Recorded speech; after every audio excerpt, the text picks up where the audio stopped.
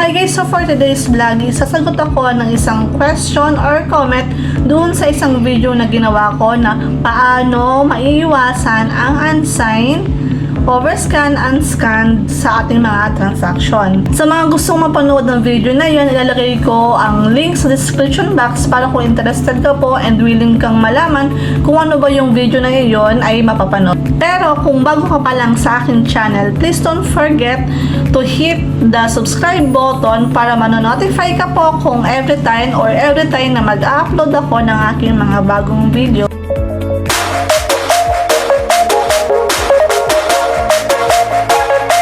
So, shoutout na pala sa'yo, Ate Shelly May. So, kung hindi dahil sa comment mo, ay hindi ko maiisipang gawin tong video na to. So, at least nagkaroon ako ng content or naggagawing video kasi medyo ang dami ng buwan na hindi ako nakapag-upload. At least dahil dun sa comment mo yon, muna yon ay makagawa ako ulit ng bagong video. Kaya ang question niya kasi dun is paano if yung card ay hindi na required ng signature. So, ano daw yung dapat gawin? Or siguro paano? Kasi sa advice ko kasi yun sa mga cashier na kailangan kapag magpapasign sila, kailangan nakaguide sila, nakatingin sila, and required na may signature. So, ang question nyo nga is paano daw kung hindi naman na kailangan ng card na yon or ng bank na yon na pumirma si card holder. Is yung advice kasi na yun is applicable pa sa sabihin natin yung makalumang proseso ng pagtatransact ng mga cards. Lalo nung panahon ko, hindi naman uso yung online transaction. Kasi nung panahon na cashier pa lang ako, ang process ng pagsuswipe ng credit card is ibibigay sa amin ng card holder yung mga cards nila, and then isuswipe namin manual dun sa mga machine or terminal namin. Then pag na-insert na namin or na-swipe na namin, that's the time na i-input namin kung magkano yung babayaran nila. And then after nun, kapag nag-approve, automatic lalabas yung charge slip. So depende kung ano yung ilang copy lalabas. Minsan kasi merchant and customer copy lang, kaya banks copy and customer copy lang. Minsan meron pa nga na merchant, bank, tsaka customer. So, kapag lumabas na yung mga yon, isi-safety muna yung merchant's copy and bank's copy. Papakita mo yun sa card holder and then papapirmahan mo na. So, kailangan, kasi sabi ko nga, pag nagpapapirma sila, dapat nakaabang sila or naka-witness pala sila to make sure lang na yung both copies na yon is masasaynan. Kasi kung hindi yun napipirmahan, automatic yun, matcha-charge yun sa'yo. Kahit na yung isa lang yung may sign, hindi yun i-honor ni bangko. Pero syempre, habang dumatagal yung panahon, nag-innovate tayo, yung mga company na pinapasukan natin, ay parang gumagawa talaga sila lang ng paraan para mas mapabilis yung mga transactions natin. Syempre, kapag mabilis yung transaction, maging, kumbaga parang part na rin yun ng customer service na good, fast, and accurate transaction. Kaya naman yung mga service provider natin, gumagawa sila ng paraan para nga mapabilis yun. Kaya ngayon, kung mapapansin nyo, yung mga ibang company is iba-iba na yung mga machine. Ngayon, meron na nga tayong tinatawag na online transaction, offline. Kung cashier ka o nagkahaka na, magiging familiar na sa'yo or narinig mo na yung EFT, DHL. Siyempre, alam mo na rin yung yung sinatawag na no-touch policy.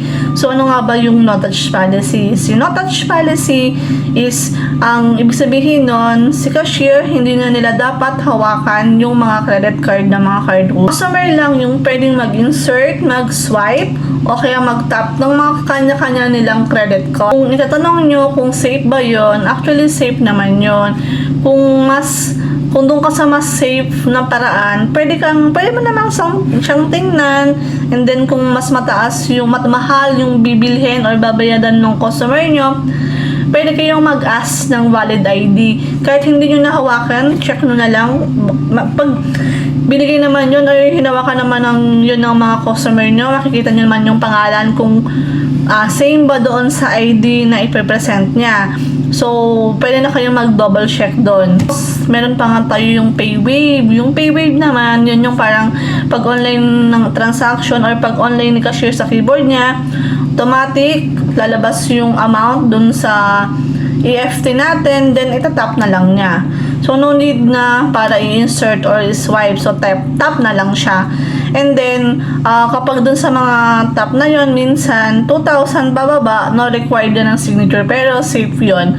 Kasi, kumbaga, alam na yun ng mga bangko, at saka ng mga service provider. Kumbaga, kasi I think may agreement na sila na kapag ganung amount, is no need na to require a signature. Meron pa nga sa sobrang high-tech na rin siguro ng mga nalang natin or ng mga service provider or ng mga banks, medyo nahuhulihan lang siguro talaga tayo kasi minsan hindi tayo aware. Like kami, may na-encounter kami dito na foreigner siya. So, cellphone lang yung kinap niya.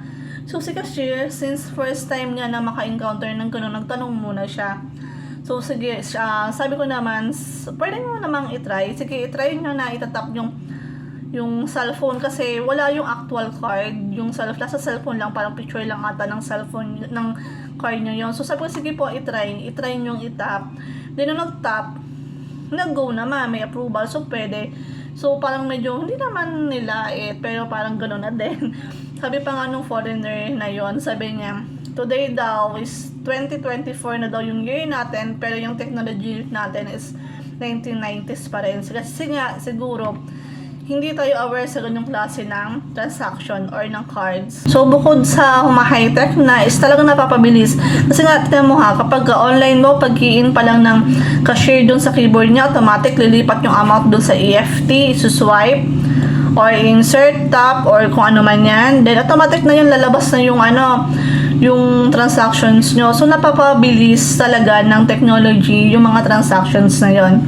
Sobrang bihira na lang talaga yung may mga manual input ng amount. So, nagtanong-tanong ako dun sa friend ko nagtatrabaho siya sa SM, tapos pinicturean ko yung EFT namin. Tinanong ko sa kanya kung ganito din ba yung gamit nyo dyan. So, ganoon na din daw. Tapos, yung mga cashier namin na madalas kumain sa Jollibee,